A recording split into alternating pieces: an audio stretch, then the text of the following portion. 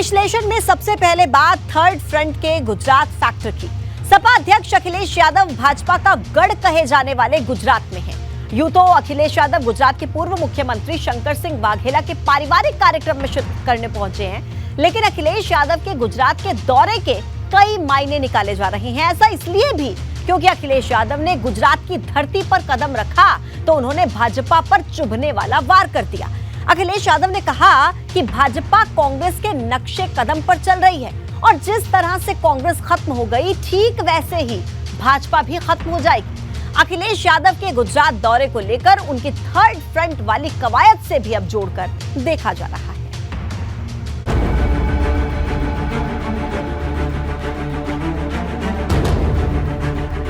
गुजरात से अखिलेश का सत्य संदेश, बुलडोजर एक्शन पर अहिंसा ज्ञान, थर्ड फ्रंट की पिच पर साइकिल की वाघेला पॉलिटिक्स। भाजपा का गढ़ कहे जाने वाले गुजरात से आई अखिलेश यादव और गुजरात के पूर्व मुख्यमंत्री शंकर सिंह वाघेला की मुलाकात की इस तस्वीर ने सियासत की पिच पर नई संभावनाओं के संकेत पैदा कर दिए हैं। यूं तो अखिलेश यादव गुजरात के पूर्व सीएम शंकर सिंह वाघेला के पारिवारिक कार्यक्रम में शरीक होने पहुंचे थे, लेकिन शंकर सिंह वाघेला से अखिलेश यादव की मुलाकात के कई मायने निकाले जा रहे। ऐसा इसलिए भी क्योंकि अखिलेश यादव ने गुजरात की धरती पर कदम रखा तो उन्होंने पहले गुजरात और यूपी के बीच जुड़ी भगवान श्री कृष्ण से आस्था की डोर को साधा, फिर यूपी में हो रहे बुलडोजर एक्शन को लेकर भाजपा को निशाने पर लिया। कहा भाजपा सत्य और अहिंसा का मार्ग भूल गई है। सत्य अहिंसा का नारा राष्ट्रपिता महात्मा गांधी ने दिया, उस रास्ते पे भारत चला और भारत को आजादी मिली। आजादी के साथ साथ राजनीतिक लोगों ने अपने जीवन में उतारा सत्य अहिंसा और सत्याग्रह का रास्ता अपनाया। लेकिन जब से भारतीय जनता पार्टी की सरकार देश में आई और खासकर उत्तर प्रदेश में, भारतीय जनता पार्टी सत्य भूल चुकी है। वो सत्य के रास्ते पर नहीं है और अहिंसा का रास्ता बुलडोजर ने ले लिया। अखिलेश यादव यही नहीं रुके, विपक्षी नेताओं पर हो रही ईडी और सीबीआई की छापेमारी और पूछताछ को लेकर भी अखिलेश ने भाजपा पर तल्ख हमला किया। अखिलेश यादव ने कहा कि भाजपा कांग्रेस के बनाए रास्ते पर चल रही, ऐसे में जो हाल कांग्रेस का हुआ वही भाजपा का भी होगा। बीजेपी कांग्रेस के रास्ते चल रही है। इस देश में जो परंपरा कांग्रेस ने डाली थी उसी रास्ते पे भारतीय जनता पार्टी चल रही है। भारतीय जनता पार्टी कोई नया काम नहीं कर रही। ईडी सीबीआई इनकम टैक्स से छापे मारना, और जो लोग छापा मारते हैं वही हश्र होगा जो कांग्रेस का हुआ है। अगर आज ये छापा मार रहे हैं तो कल बीजेपी के भी नाम लेने वाले लोग नहीं बचेंगे। अखिलेश यादव का यह बयान भाजपा की नीतियों पर तो सवाल पैदा ही करता है, साथ ही कांग्रेस को भी संदेश है कि समाजवादी पार्टी राहुल गांधी के नेतृत्व में बनने वाले गठबंधन का हिस्सा नहीं होने वाली। परिवर्तन ही संकल्प और कांग्रेस ही विकल्प है। अखिलेश यादव गुजरात के दौरे पर किस मजबूरी के तहत कांग्रेस के खिलाफ बोल रहे हैं, ये तो वही बता सकते हैं कि उनको खुश करने के लिए बोल रहे हैं। मगर सवाल उठता है कि पूरे देश में आज लड़ कौन रहा है। अखिलेश यादव अगर उत्तर प्रदेश में बुलडोजर की बात गुजरात में जाके कर रहे हैं तो उत्तर प्रदेश में आंदोलन करना चाहिए। हम तो लगातार आंदोलन कर रहे हैं, लगातार सड़कों पर, मगर अखिलेश यादव की कौन सी मजबूरी है, वो किस कारण से कांग्रेस और भाजपा को एक कर रहे हैं, जबकि हमारी और भाजपा की विचारधारा आज तक आज़ादी से पहले और आज़ादी के बाद तक नहीं मिली है। मगर अखिलेश यादव की मजबूरी क्या है ये तो वही बता सकते हैं। अखिलेश यादव 2 दिन के गुजरात दौरे पर हैं। माना जा रहा कि इस दौरान अखिलेश कई नेताओं से मिल सकते हैं। शंकर सिंह वाघेला की पार्टी प्रजाशक्ति डेमोक्रेटिक पार्टी को थर्ड फ्रंट में लाने की बात हो सकती है, जिस पर भाजपा ने तीखा हमला किया है। देखिए, अखिलेश यादव जी उत्तर प्रदेश में केवल सीमित रह गए और उत्तर प्रदेश में भी केवल अब मैनपुरी और आसपास की सीटों तक ही सीमित रह गए हैं। आज जब तक मुलायम सिंह यादव जी पार्टी के राष्ट्रीय अध्यक्ष रहे, समाजवादी पार्टी का विस्तार देश के अलग अलग राज्यों में था, उत्तर प्रदेश के बाहर कार्य समितियां होती थी। लेकिन अखिलेश यादव जी जब से पार्टी के अध्यक्ष बने, जब से उन्होंने पार्टी को हथियाया, तब से लगातार पार्टी का ग्राफ गिरा है। अब ऐसे में वो गुजरात जाकर के किसी से भी मिले, लेकिन गुजरात में उनकी साइकिल का पहिया घूम नहीं सकता है। उत्तर प्रदेश में या देश के अन्य राज्यों में अब समाजवादी पार्टी के साथ कोई जाने को तैयार नहीं है। ये प्रयास कर रहे हैं, हर दल के नेता अपने अपने नेता को बड़ा नेता बनना चाहता है, प्रधानमंत्री का उम्मीदवार बनाना चाहता है। लेकिन स्थिति यह है कि जब आपस में विपक्ष सामंजस्य नहीं बना पा रहा है, आपस में एक खुद ही नहीं है, तो ये देश की बड़ी पार्टी से क्या चुनौती दे पाएंगे, क्या लड़ पाएंगे? ये तो सब टाटा फिस हो जाएंगे, ये बस ऐसे ही मिलते जुलते रहेंगे। भाजपा का तर्क अपनी जगह। गुजरात पहुंचे अखिलेश यादव ने साफ लफ्जों में कह दिया कि उनकी नजर दिल्ली पर है। Bureau report, ABP Ganga. और चलिए अब बात आलू के आपातकाल की, जिस पर सियासत में भूचाल आया हुआ है। दरअसल बाजार में कम कीमत मिलने और कोल्ड स्टोरेज में जगह न होने से आलू किसान परेशान हैं। अब इस परेशानी से निजात दिलाने के लिए योगी सरकार ने 650 रुपए प्रति क्विंटल के लिहाज से आलू खरीदने का फैसला लिया। योगी सरकार के अब इसी फैसले पर समाजवादी पार्टी ने तीखा हमला बोला। अखिलेश यादव ने तो ये तक कह दिया कि इस बार आलू ही सरकार बदलेगा। वहीं शिवपाल यादव और रालोद अध्यक्ष जयंत चौधरी ने भी सरकार पर सीधा निशाना साधा।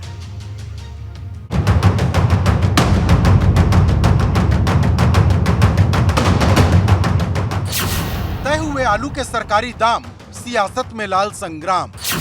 2024 की चुनावी लड़ाई आलू की कीमत पर आई। सड़क पर आलू से लदी ट्रैक्टर ट्रॉलियों का रेला है। किसानों के सामने दोहरी समस्या है। बाजार में आलू की सही कीमत नहीं मिल रही और कोल्ड स्टोरेज में आलू पहुंचाने के लिए लंबी लाइन लगी हुई है। लागत निकल नहीं रही, खरीदारी कोई है नहीं, बिक्री नहीं है कोई, ना कोल्ड वाले पैसे दे रहे, ना खेत से आलू बिक रहा। उससे समस्या है कि लेबर भी नहीं निकल पा रही। कहना चाह रहे हैं बहुत कम रेट है ये तो, इसमें तो 5-6 हज़ार रुपये का घाटा जा रहा है हमको कोल्ड तक। क्या लगता है आपके कैसी फसल रहेगी किसान का आलू की? फसल की जा रेट में मट्टी खराब है, जा रेट में मट्टी खराब है किसान की, क्या मिल रहा है? कुछ नहीं मिल रहा है, गड्ढा में जा रहा है। किसान की इसी समस्या पर सियासत में संग्राम छिड़ गया। इस बीच योगी सरकार ने आलू किसानों को राहत देते हुए सरकारी खरीद की घोषणा कर दी।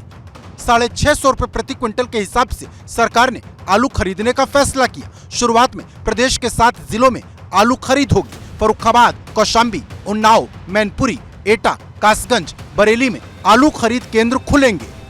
आलू किसानों को राहत देने के लिए योगी सरकार के इस फैसले पर अब राजनीति ने रफ्तार पकड़ ली है। सपा अध्यक्ष अखिलेश यादव ने अब की बार आलू बदलेगा सरकार का नारा बुलंद किया। अखिलेश यादव ने लिखा, भाजपा सरकार में उत्तर प्रदेश के आलू उत्पादक किसानों की समस्याएं, आलू की लागत का लगातार बढ़ते जाना, कम दाम मिलने से लागत निकलना भी मुश्किल, भंडारण के लिए टोकन न मिलना, कोल्ड स्टोरेज के बाहर रातें बिताना, एमएसपी की मांग का भाजपा सरकार द्वारा लगातार ठुकराना। अब की बार आलू बदलेगा सरकार। आलू किसानों को लेकर सपा भाजपा सरकार पर चौतरफा वार कर रही। आलू की सरकारी खरीद के लिए तय किए गए दामों को शिवपाल यादव ने नाकाफी करार दिया। शिवपाल यादव ने ट्वीट किया, सरकार का 650 रुपए प्रति क्विंटल की दर से आलू खरीदने का फरमान नाकाफी है श्रीमान। 2500 रुपए प्रति क्विंटल की दर से बीज खरीदने वाले किसान के लिए ये समर्थन मूल्य मजाक है। सरकार को न्यूनतम 1500 रुपए प्रति पैकेट की दर से आलू की खरीद करनी चाहिए। कम से कम लागत तो दे दो सरकार। मतलब साफ है कि किसानों के बहाने समाजवादी पार्टी भाजपा की घेराबंदी की कवायद में जुटी है, जिस पर भाजपा सरकार के मंत्री सपा कार्यकाल में आलू किसानों के हालात का पन्ना पलट रहे। भारत सरकार, उत्तर प्रदेश सरकार ने ऐसी नीतियां बनाई हैं जो उत्तर प्रदेश के आलू किसानों को कवच का काम करता है।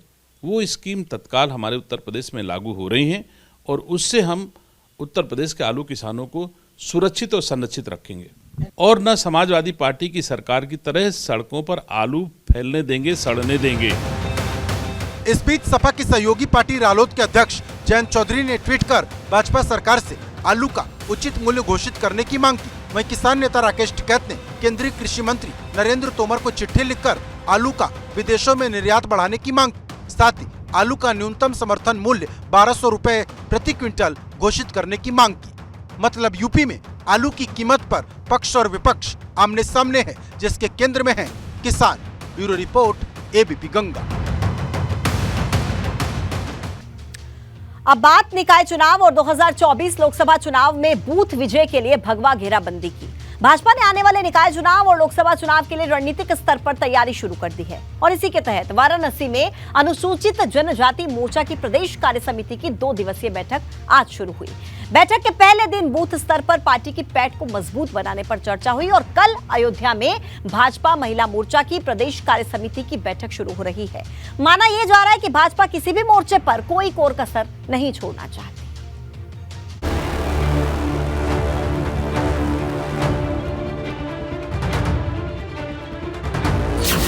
2024 के लिए भाजपा की काशी टू अयोध्या मोर्चा बंद है।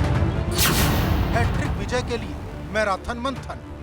2024 के लिए भाजपा का लक्ष्य तय है।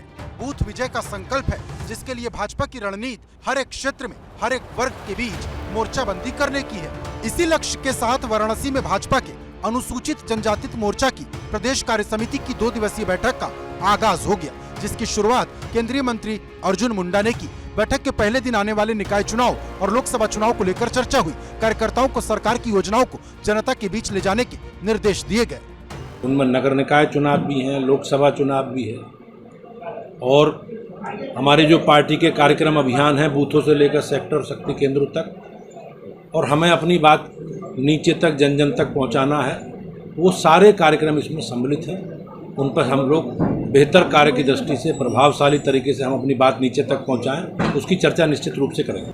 अनुसूचित जनजाति मोर्चा की बैठक रविवार को समाप्त होगी और रविवार को ही अयोध्या में भाजपा महिला मोर्चा की बैठक शुरू होने जा रही। अयोध्या में होने जा रही भाजपा महिला मोर्चा की बैठक में पार्टी के शीर्ष पदाधिकारियों के साथ महिला मोर्चा की राष्ट्रीय प्रदेश पदाधिकारी और क्षेत्रीय पदाधिकारी शामिल होंगी। मतलब भाजपा एक भी मोर्चे पर कोई कमी नहीं छोड़ना चाहती।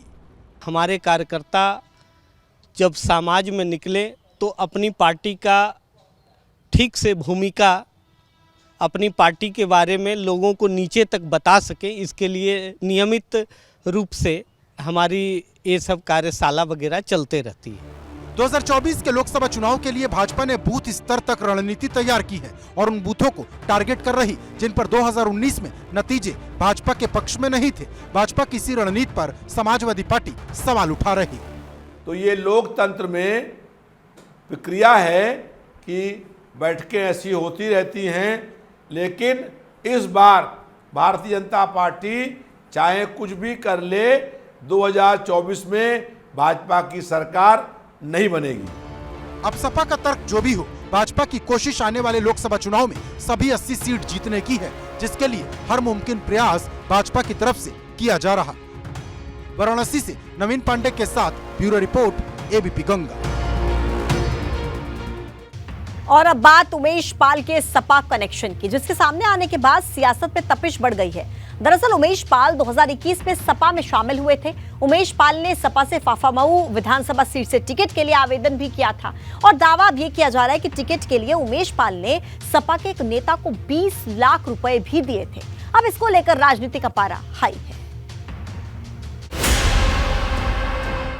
उमेश पाल हत्याकांड में फंड का फसाद। टिकट के लिए सपा नेता को दिए 20 लाख।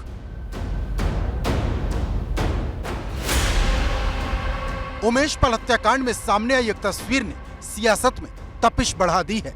इस तस्वीर में उमेश पाल के सिर पर समाजवादी टोपी है और वो अखिलेश यादव को राधा कृष्ण की मूर्ति देते नजर आ रहे हैं। दूसरी तस्वीर में अखिलेश यादव के बाएं खड़े राम सुमेर पाल चांदी का मुकुट पहनाते हुए नजर आ रहे। कहा जा रहा है कि तस्वीर 20 फरवरी 2021 की है।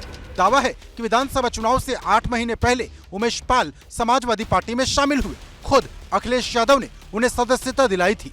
दावा किया जा रहा है कि उमेश पाल विधायक बनना चाहते थे। टिकट के लिए उमेश पाल ने सपा के एक नेता को 20 लाख रुपए भी दिए थे। उमेश पाल ने ये रुपए बतौर पार्टी फंड दिए थे। सपा से उमेश पाल ने फाफामऊ सीट से टिकट की मांग की थी। टिकट के लिए उमेश पाल ने सपा के कई नेताओं से पैरवी भी कराई थी। दावा किया जा रहा है कि उमेश पाल ने सपा नेता राजपाल कश्यप से भी टिकट के लिए पैरवी कराई थी। हालांकि टिकट न मिलने पर उमेश पाल ने सपा से किनारा कर लिया था और दोबारा भाजपा में शामिल हो गए थे।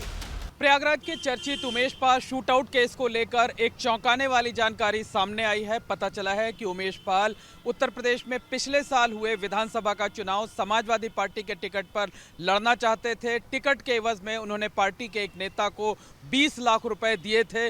टिकट नहीं मिलने पर 20 लाख रुपयों को लेकर उमेश पाल का समाजवादी पार्टी के कुछ नेताओं से विवाद भी हुआ था और इसी विवाद के चलते उन्होंने चुनाव से ठीक पहले समाजवादी पार्टी छोड़ दी थी और दोबारा भारतीय जनता पार्टी में शामिल हो गए थे।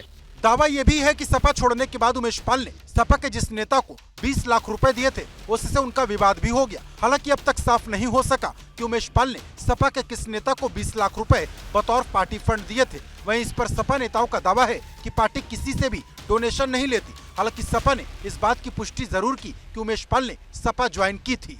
उन्होंने राधा कृष्ण की फोटो सौंपा और मेरे द्वारा उनको एक चांदी का मुकुट पहनाया गया। तो राष्ट्रीय अध्यक्ष ने स्वीकार किया और कहा कि भविष्य में मैं देखूंगा टिकट कहां से तुम्हें दिया जाए। बल्कि मैंने कहा कि सर अगर एक टिकट दे देते हैं पाल समाज के, पूरे ज़िले के पाल इकट्ठा हो जाएं, कहें 2 दे दें तो हमने कहा 2-4 जिला इकट्ठा हो जाएगा। तो उन्होंने वादा किया। वादा करने के बाद उमेश पाल फिर हमारे साथ में वापस चले आए और आने के बाद उन्होंने पार्टी में अथक प्रयास से मेहनत किया, बहुत बड़ी मेहनत किया। यहाँ तक कि उन्होंने फाफामाऊ सीट पर 25 लाख रुपए के होर्डिंग और कट तमाम लगाया। लेकिन ऐन वक्त पे उनका टिकट कट गया। जब कट गया तो उन्होंने पार्टी चुनाव होने वाला था, उन्होंने तत्काल पार्टी छोड़कर और भाजपा ज्वाइन कर लिया। माना जा रहा है कि पुलिस अब उमेश पाल हत्याकांड में टिकट के नाम पर 20 लाख रुपए लेने के मामले को भी जांच में शामिल कर सकती है। प्रयागराज से मोहम्मद मोइन, एबीपी गंगा। और चलिए विश्लेषण में आगे बढ़ेंगे। साबरमती जेल में बंद अतीक अहमद को लेकर सनसनीखेज खुलासा हुआ है। जो जानकारी सामने आई है उसके मुताबिक अतीक अहमद जेल के अधिकारियों से सांठ-गांठ करके पार्टी कर रहा था। इस पार्टी में जेल के अधिकारी और कर्मचारी भी शामिल थे और खुलासा होने के बाद जेल प्रशासन अलर्ट हो चुका है।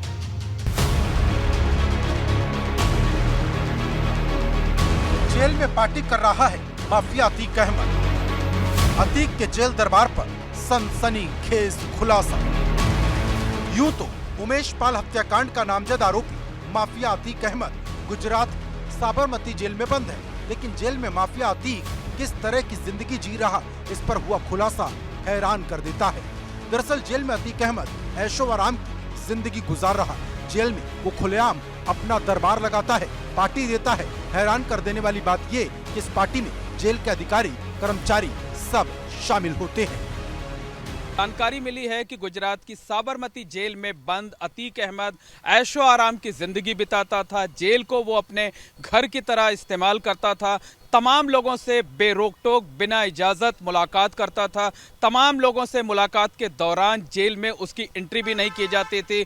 जो लोग प्रयागराज या दूसरी जगहों से मिलने जाते थे वो होटलों में नहीं ठहरते थे, बल्कि साबरमती जेल में ही उनके रुकने का इंतज़ाम किया जाता था। उनके खाने पीने की व्यवस्था की जाती थी। अतीक अहमद अपनी सुविधानुसार लोगों से मुलाकात करता था।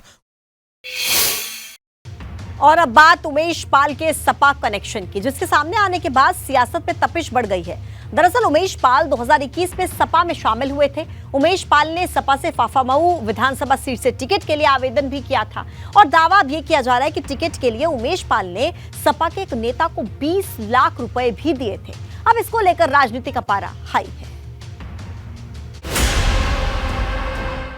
उमेश पाल हत्याकांड में फंड का फसाद, टिकट के लिए सपा नेता को दिए 20 लाख।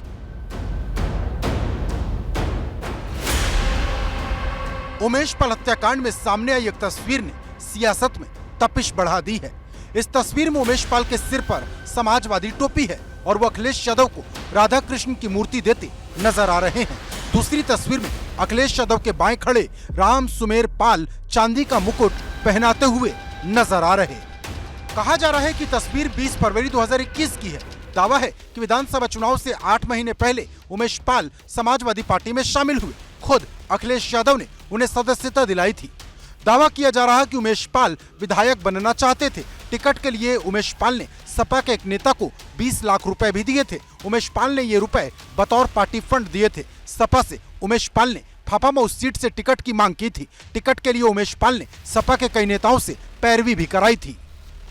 दावा किया जा रहा है कि उमेश पाल ने सपा नेता राजपाल कश्यप से भी टिकट के लिए पैरवी कराई थी। हालांकि टिकट न मिलने पर उमेश पाल ने सपा से किनारा कर लिया था और दोबारा भाजपा में शामिल हो गए थे।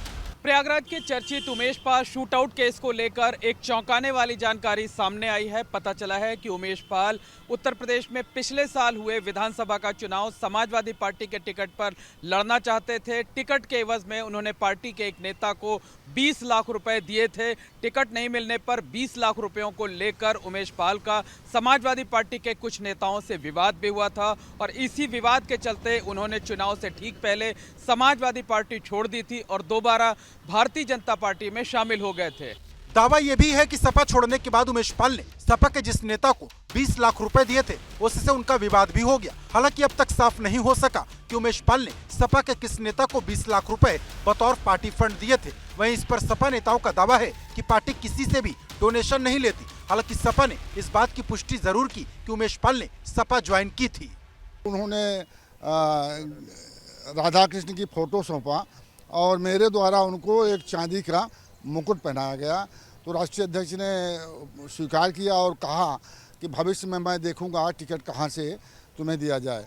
बल्कि मैंने कहा कि सर अगर एक टिकट दे देते हैं पाल समाज के, पूरे ज़िले के पाल इकट्ठा हो जाएं, कहें 2 दे दें तो हमने कहा 2-4 जिला इकट्ठा हो जाएगा।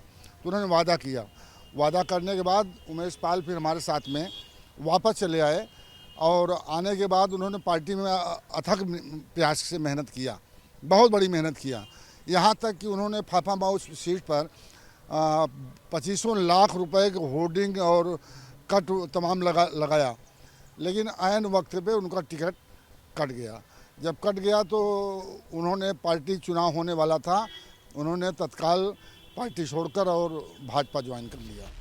माना जा रहा है कि पुलिस अब उमेश पाल हत्याकांड में टिकट के नाम पर 20 लाख रुपए लेने के मामले को भी जांच में शामिल कर सकती है। प्रयागराज से मोहम्मद मोइन, एबीपी गंगा।